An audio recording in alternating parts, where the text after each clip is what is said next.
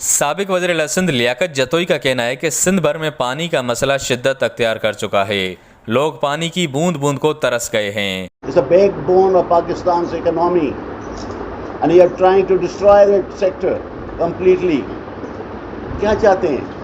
انار کی تو کر دی ہے آپ لوگوں نے، نہ پینے کا پانی، نہ کاشتکاروں کو پانی۔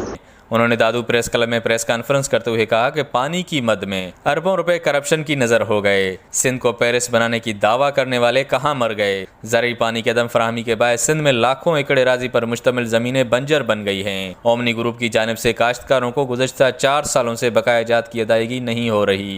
اگر وہ چاہتے ہیں کہ ہم اس طرح سے شوگر کین لگوائیں گے تاکہ ایک اومنی گروپ کی شوگر ملے، اس کو گنا فراہم ہو، اس اومنی شوگر مل نے 4 سال سے کاشتکاروں کے گنے کی قیمت ابھی تک ادا نہیں کی۔ ان کا کہنا تھا کہ محکمہ صحت کا برا حال ہے، ہسپتالوں میں صحت کی عدم سہولیات کے باعث مریض خوار ہو رہے ہیں۔ کسی اسپتال میں آپ کو دوا نہیں ملے گی، جیسے دوا آئے گی وہ اسٹور پہ اسی دن 1 گھنٹے میں بک جاتی ہے۔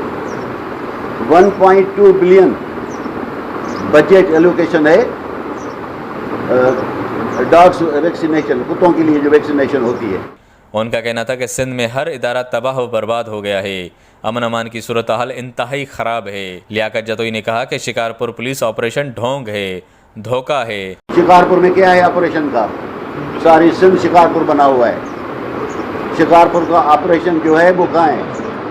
یہ دھوکہ ہے، دھوکہ ہے۔